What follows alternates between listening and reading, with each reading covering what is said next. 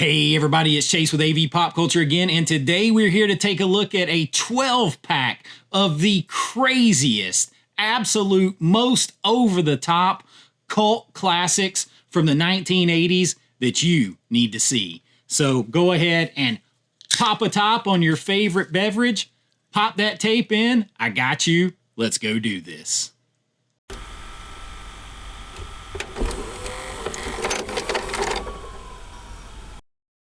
All right, so crazy cult classics from the 1980s. Now, for some reason, maybe more than any other decades, the 1980s, maybe the 70s, some cases the 50s with the sci-fi, have some of the best, just like most iconic cult classic movies of all time. And some of these are just absolutely beloved today, and they are kind of a part of the cultural zeitgeist and have stood the test of time. Today we're going to look at some of the most popular ones that are absolutely crazy. Maybe these didn't take off at the box office, but they have definitely earned a place in pop culture history, in movie history. They're infinitely quotable, easily memorable, and most people have seen them. They're almost required viewing as a rite of passage if you are a movie fan. Some are done by big directors, some done by movie directors that you've never heard from before and you probably never heard from again after these, but they are a lot of fun. I have some of the bigger ones here today, but these are absolutely crazy. I got a full 12-pack of them and a shot chaser at the end that might be the GOAT of all 80s cult movies. So let's jump right into the list. All right, coming in at number 12, I told you there was going to be some big directors on this list. This is a very big director, and this is a crazy Saturday Night Live style cast. I am talking about 1983's DC Cab. Now, this movie stars, as you might have guessed, Mr. T. We're the worst company in town, and we know it. And it was directed by Joel Schumacher, of all people. Yes, that Joel Schumacher. And this movie is a ton of fun.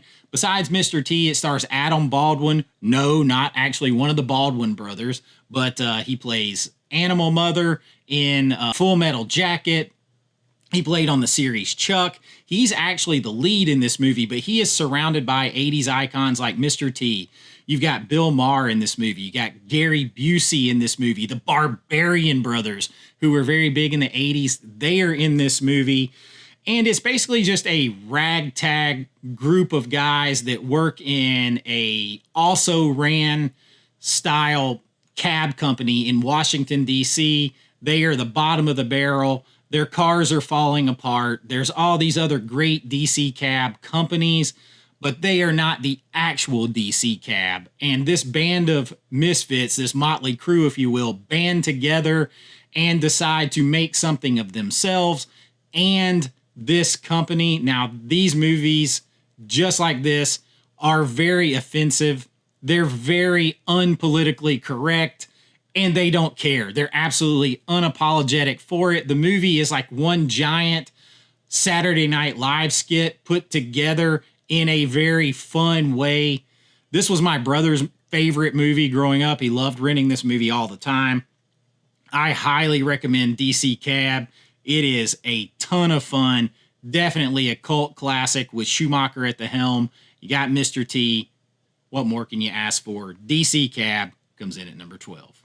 All right, coming in at number 11 on the list is one that probably could be higher. This is one that is a lot of people's favorite movie from this action actor who was big in the 80s. I love this movie. It is quintessential viewing, especially if you're a Jean-Claude Van Damme film. I'm, of course, talking about 1988's Bloodsport. Wow. This movie, the rumor is he only made like $25,000 for this movie. He did a lot of the choreography.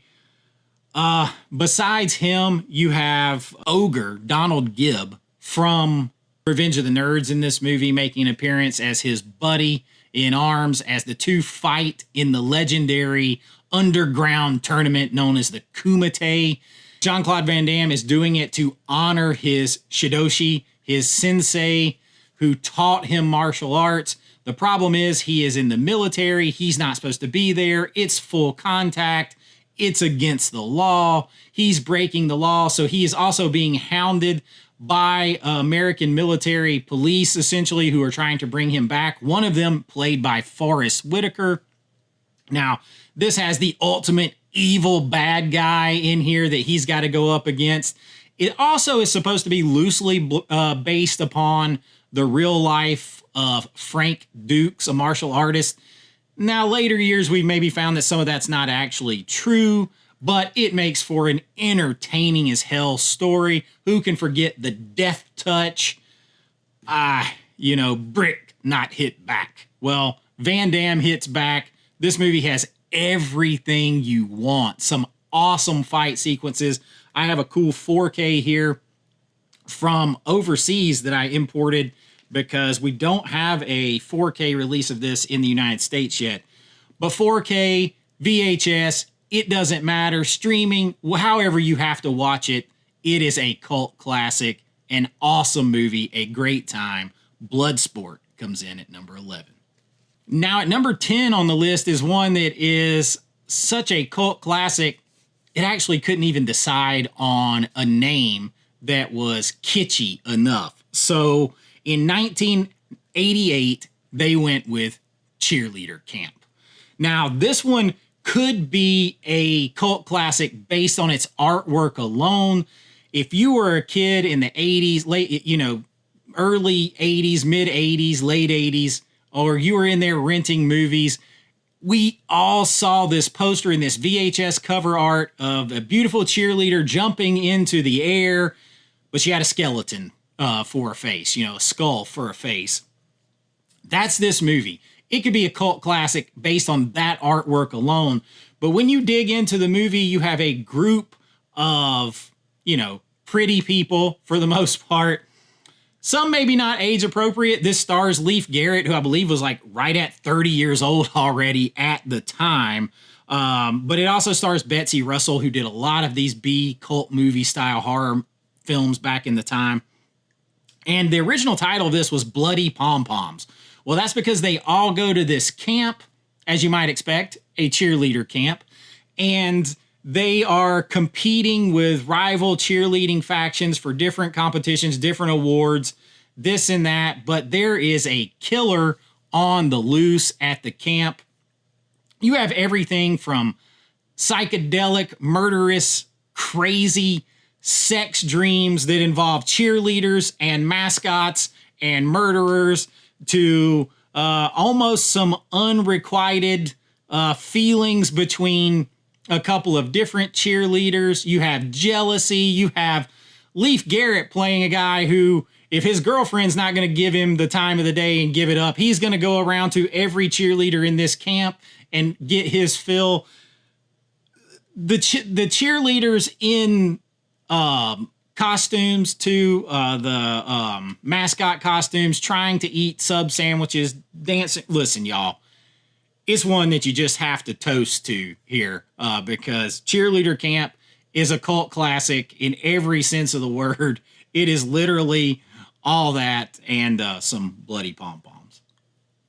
All right, moving on to number 9 on the list is from 1984, and you have a little bit of raunchy comedies that find their way into cult classics. Talk about not politically correct and all that kind of stuff. Not worried about being offensive. Not worried about hurting anyone's feelings. But having a shit ton of fun. I am talking about 1984's Hard Bodies. Now, I have it on this 4-pack set here. And this movie is a classic coming-of-age story if it were about a bunch of middle-aged guys who decide they're going to rent a beach house for the summer and try to score. That's what it is. They're reliving glory days, but they find out they have no game. So they hire some good-looking surfer dudes, particularly one guy in general who has a lot of luck with the ladies, to teach them basically how to not be lame and how to score again. The movie is filled with, as you might expect, hard bodies, a bunch of beautiful women in 80s clad bikinis, roller skates, beach culture, good looking surfer dudes. Everybody's out trying to party, have a good time, and, get laid. And that's what Hard Bodies is all about. But it just has that, while maybe not caring about offending anyone or what is politically correct or what is problematic or anything like that, movies like this, cult hits, they didn't worry about those things. Movies in the 70s, 80s, 90s, they just didn't worry about those things. They just worried about having fun, being satirical, over the top, and offending people in good ways to the point where it's almost endearing. That's how these movies are. Hard Bodies squarely checks those boxes. It is a lot of fun, a little bit on the naughty side, but that's okay because, you have a lot of hard bodies to check out. And whether you are a guy or a girl who wants to check that out, it's all here and you're going to laugh your ass off while you do it. Hard Bodies comes in at number 9. All right, at number 8 on our list is a Coen Brothers classic. And I remember when this came out, it kind of didn't do well at the theater. And then on the explosion of home video, this thing just absolutely took off. I am talking about 1987's Raising Arizona. This movie, when it got to home video, people literally were fighting to be able to rent this movie.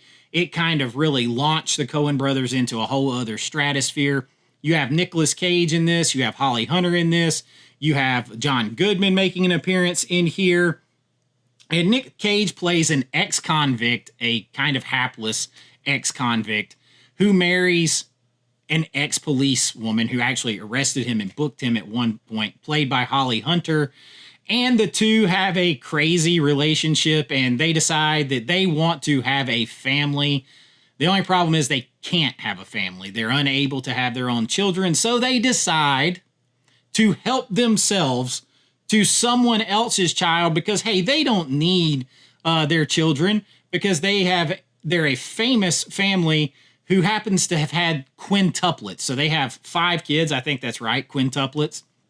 They decide they won't just miss one. They've got too many. So they're going to help themselves to a child to complete their family. And that is when things go absolutely off the rails, Coen Brothers style. You end up with almost a Mad Max style bounty hunter who gets hired to go after them to find the kid. You've got John Goodman in here. He breaks out of jail. He's with William Forsythe, and they complicate matters because they're Nick Cage's old buddies. They're in charge of taking the care of the kid at sometimes. Listen, y'all, if it can go wrong, it does go wrong. It is a hilarious calamity of errors in this movie. Raising Arizona just took off when it hit home video to reach that cult status. It earns its place here at number 8. Now, number 7 on the list is one that has 80s culture all day long. Because you talk about 80s, you talk about malls. It doesn't get better than Chopping Mall. This is, I mean, that title makes me laugh every time. Chopping Mall from 1986 is kind of like Roger Corman style goodness here. And it stars Kelly Maroney in here, who is also in some other cult hits like Night of the Comet. And you also have Barbara Crampton in here from Reanimator, From Beyond, stuff like that. But the crux of this here is you basically have a group of beautiful, 20-somethings who are going to stay in the mall overnight and hang out and party. They all work at the mall. The only problem is there's a new security system at the mall, which is basically ran by a bunch of demonic, possessed, out of control Johnny number 5s from Short Circuit, a whole other cult type movie. And while it's called Chopping Mall, they don't do a lot of chopping. They have a lot of blasters, but they are not set to stun. They are out to get these kids for breaking the law and trespassing. They are punishing with lethal force, and they can't get out. They have to try to survive and stop these robots. It is absolutely ridiculous. It is mall culture turned up to 11 with a crazy horror movie that is just absolutely so much fun. If you have not seen Chopping Mall, the practical effects, the B-movie style, and everything it says about the 80s culture in the malls, down to like the wax Coke cups, everything, you gotta try it. You gotta give Chopping Mall a chance. It is so much fun. It comes in at number 7. All right, at number 6 on the list is one that takes a more serious turn, kind of. I am talking about 1989's Gleaming the Cube. Yes, it is a skateboard movie. Now, I was a kid in the 80s growing up. Skateboarding was big. I mean, you got your own board, you tricked it out with different wheels, all that kind of stuff. You weren't cool unless you had slime ball wheels on your skateboard. And this movie stars Christian Slater. You also have Tony Hawk, skateboarding icon, in this movie. And Slater plays the leader of sort of a quasi gang of friends who are all skateboarders. And he's a slacker, all that kind of stuff. But all of that changes when his adopted brother ends up dead, maybe murdered, and he grabs his gang of friends, and no one will believe that there's something sinister up, but he uncovers, along with their help, and along with a lot of badass skateboarding, he uncovers a conspiracy that led to his brother's death, and now they are going to take matters into their own hands and go after the bad guys, skateboard style. Gleaming the Cube, man, I loved this movie so much. Get out there and try to practice skateboarding, everything else. I wanted my hair cut like Christian Slater's in this movie. This movie was the bomb, and it has reached cult level status. It's actually very hard to get a hold to on a physical media. There's a new DVD release. Nothing past that I'm aware of. This actually came from a VHS Preservation Society. I don't know if you guys can see that, where they scanned from VHS onto a DVD. And it is a fun movie, definitely cult. You got Tony Hawk, who's a legend, Christian Slater in his heyday. Check out Gleaming the Cube. It is a lot of fun. It comes in at number 6 on this list. Now, at number 5 on the list is one that is brought to you by an actress who is famous for hosting cult movies, bad movies, B movies. I absolutely love this. It is 1988's Elvira, Mistress of the Dark. Like I said, Elvira herself is famous for hosting a show filled with cult movies and B movies. So it is only fitting that she herself stars in some of those movies as herself, basically. You got Cassandra Peterson playing her iconic role, her alter ego of Elvira. And this is a horror comedy where Elvira she really wants to be a Vegas showgirl. She needs money to do that, and just so happens that a long-lost aunt has passed away and has left her a dilapidated old haunted mansion, and she has to go and kind of figure out what to do with it, sell it. She's just trying to get money. But she was also left a cookbook, and that cookbook might be a little bit more than it seems.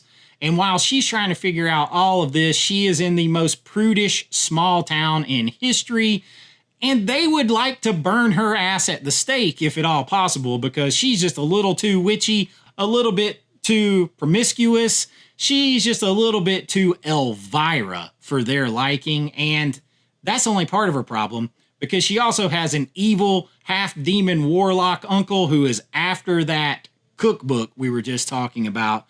The movie is ridiculous. It is absolutely fun. The townspeople would like to stake her, and so would some of the guys in the town. Or maybe they would just like to nail her to that stake. How about that? But Elvira is a lot of fun. Mistress of the Dark, horror comedy. Got all your 80s just cheesy moments. An absolute classic. You can pick this up from Arrow Video on Blu-ray or a recent 4K. And check it out in all of its cult classic glory. It comes in at number 5. Now, at number 4 on our list is a movie that's in a lot of ways, it's bad. It's just bad. It's a Canon Pictures film, and Canon was defunct. They made a lot of movies like this. They made Bloodsport, as a matter of fact. But this movie is so much fun, and if you grew up with He-Man, you could not wait to see Masters of the Universe. Boy, oh boy. This is from 1987. It stars Dolph Lundgren. It stars Frank Langella as Skeletor, one of the best villains ever. And it stars a young Courtney Cox. Now, what it doesn't have is a lot of coherence to it. This movie kind of proves that you can put some of the biggest, like, Oscar winners and nominated people making a film and still come out with a bad film. I mean, you even had, like, right down to the score, you had Bill Conti doing the score for this film, and it still has to be looked at as a cult classic because it is not a good film overall. Dolph Lundgren kind of grunts out a few lines in the movie, but you also don't get a lot of the characters that you would in the actual He-Man cartoon. There's no Orko. We don't spend a lot of time on Eternia. We have no Cringer, aka Battle Cat, in this. Through a series of events with basically a possessed style synthesizer that opens warps to other dimensions, the good folks of Eternia, including Prince Adam himself, He-Man, end up in our world, and so does Skeletor and his evil henchmen, although it's not a lot of the evil henchmen that you had from the cartoon. It's whichever ones that they could make costumes for. So you end up with all of them doing battle on Earth, and He-Man's, magic sword that he holds aloft with the power. He does have the sword, and he does have some power of Grayskull moments, but he also uses a blaster a whole lot. So it is just very all over the place. He-Man is actually in a small part of it. They really focus on Courtney Cox and her character having lost her parents and all that. You do get a good bit of Evil Lynn in here, and she's really good in this movie. It is fun, though. I mean, you just have to love it for, like, kind of how bad it is and your attachment to He-Man and the Masters of the Universe. Frank Langella actually said this is one of the most fun roles he ever played in his life. He is taking it 100% seriously and turns in a great performance. Everything else just doesn't quite live up to that, but it is a lot of fun. I really wish this is a movie, though, while a cult classic and near and dear to my heart and absolutely crazy. It fits crazy cult classic status for sure. I wish this is one that they would redo and do it with all of the love of the 1980s. But He-Man, the Masters of the Universe from Canon Films, comes in at number 4 on our list. Now at number 3 on our list is a movie that we may never even get on a 4K or anything like that today because there's so many things in it that is considered to be problematic by today's standards, or it's too offensive and it's too over the top. All of that just makes it good. It makes it the cult classic that it is. I love this movie. In full disclosure, this movie was the first time I ever saw a completely naked woman in a movie as a kid, and I absolutely love it. I love it to this day. I am talking about Revenge of the Nerds from 1984. Nerds! Nerds? Nerds. Nerds! What is a nerd? Yes, I love Revenge of the Nerds. This movie deserves a 4K, huge, massive treatment here. You've got Robert Carradine in this movie. You have Anthony Edwards, so you got Goose, Talk to Me Goose, right around the time he did Top Gun. This movie is just absolutely... You've got the alpha betas, the jocks, the guys, and you've got them going against the nerds.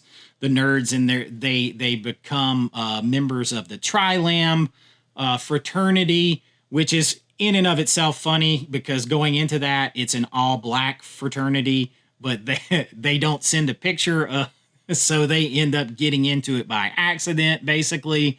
And I love that, too. I love how it basically subverts expectations here.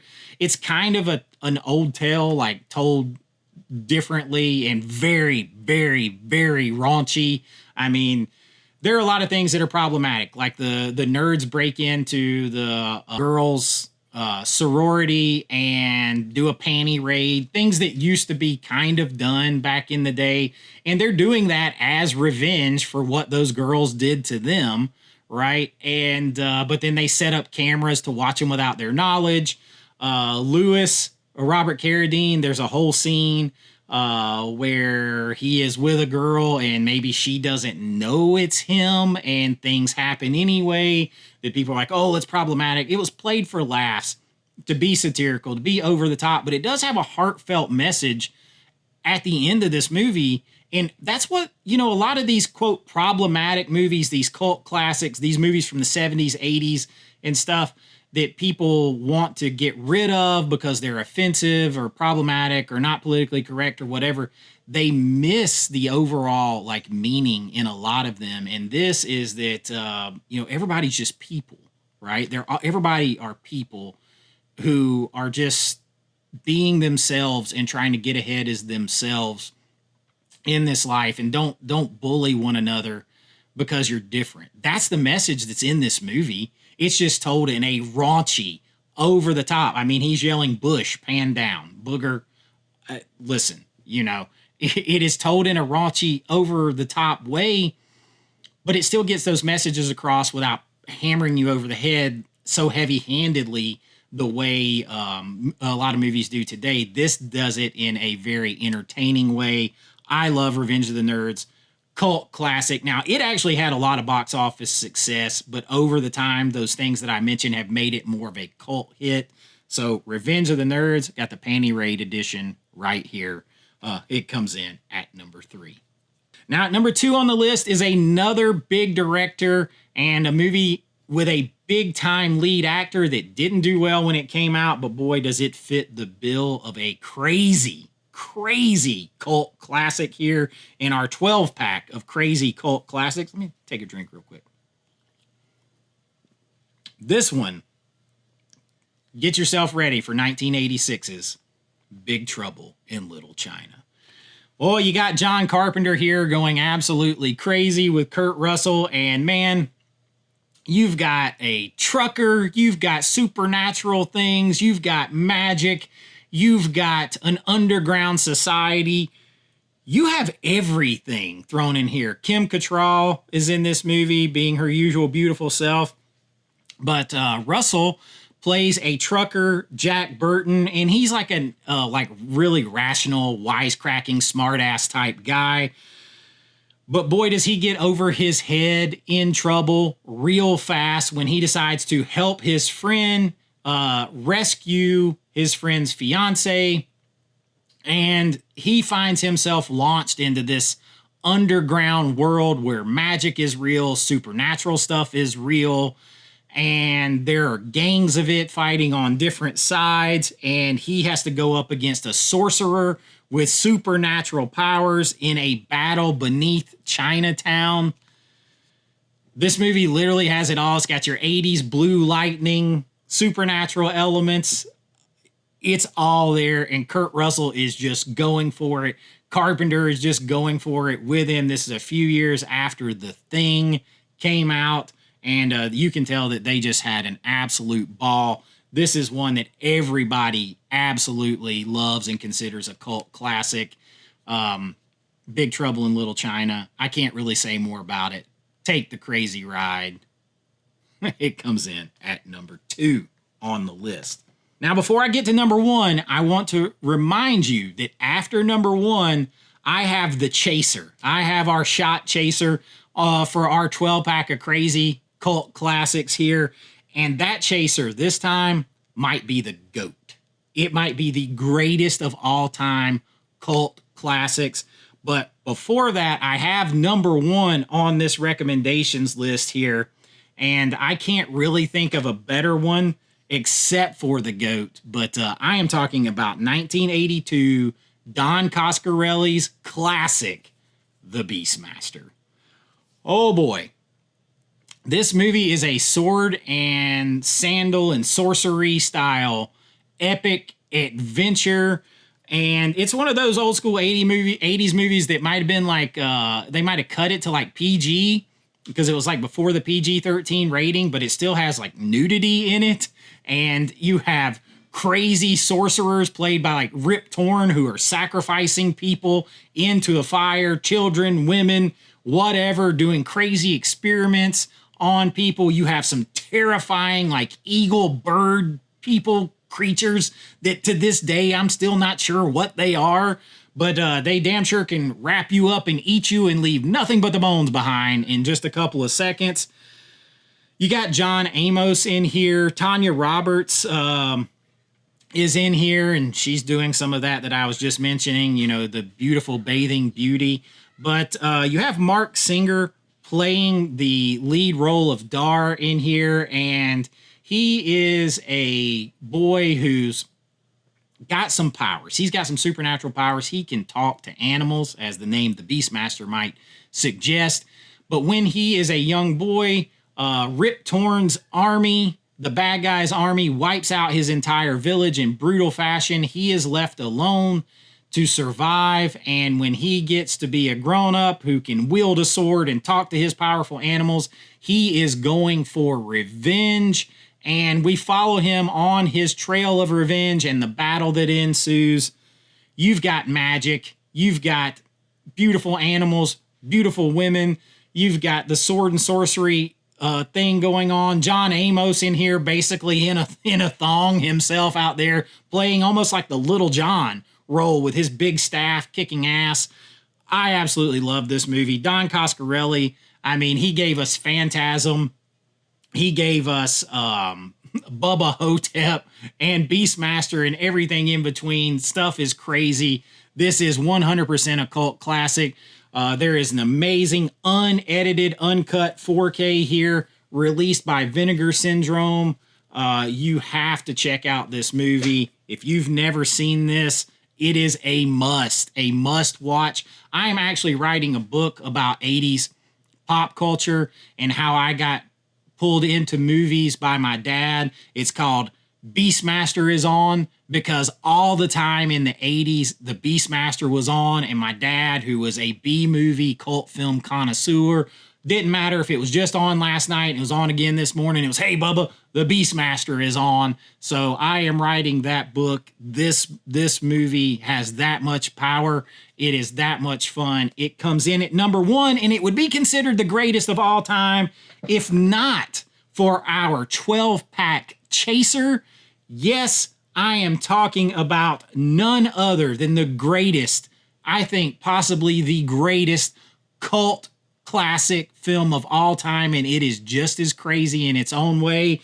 I am talking about 1989's Roadhouse.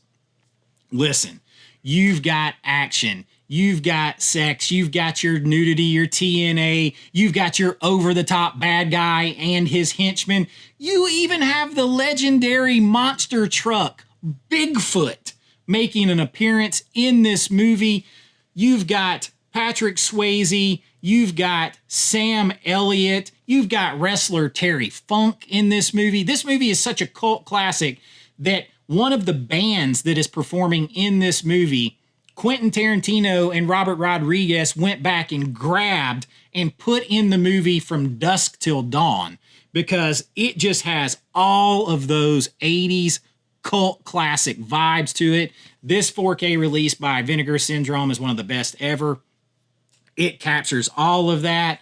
There are so many tales about this movie, including Bill Murray, who is friends with Kelly Lynch, who is the lead actress in this movie. He was friends with her husband, and the story is, ever since this movie came out, no matter when or where it is, no matter what time of day or night, if Bill Murray sees this movie and he sees the scene where Patrick Swayze and Kelly Lynch have sex in the movie, which is pretty hot and pretty graphic, he will call. Doesn't matter if it's 2 o'clock in the morning, he will call Kelly Lynch's husband, who's a producer, and say, hey, Patrick Swayze is putting it to your wife again.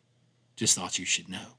And like he'll do it completely serious. He's told that story a million times. He's done it for decades now since this movie came out. That's the kind of things that make cult classics. That's the kind of things that make this the GOAT, the greatest of all time of crazy cult classic movies. Action, fighting, just fun. Dude, when you just pull in Bigfoot out of nowhere to run over cars in a car lot, you know it's 80s all the way, all gas, no brakes. Crazy cult classics. I consider Roadhouse just maybe the GOAT. And it is the perfect chaser to our 12-pack, our inaugural 12-pack of cult classics, crazy cult classics from the 1980s. And that is the recommendation list I have for you today. Cheers to you. If you have made it this far, please like and subscribe. It really does help out the channel. If you want to help support the channel, just know that we do all kinds of things here. If this is your first time here, we do rankings and recommendations lists like this. We do 4K movie reviews from a fan and filmmaker's perspective. I make movies for a living. That's what I've done for 20 years or so. We do physical media news, all that kind of stuff here. We do it all if it relates to movies. You're going to find it here. If that's something you'd like to support, you can also do that by joining the Patreon link below or right here on YouTube. Become a channel member. You're going to get your name and lights on every single video. I got to do my director's thing every time. Get your name and lights, special access, behind the scenes looks at my filmmaking, the movies that I've done, special members only videos, all that and so much more. And I really do appreciate it. It helps us get found out there in YouTube land when you just like and subscribe. And cheers to you on our first 12-pack of crazy cult classics from the 1980s. I hope you enjoyed it. And until next time, be kind, rewind like always. This is Chase with AV Pop Culture, and I'll see you real soon. Cheers. I know.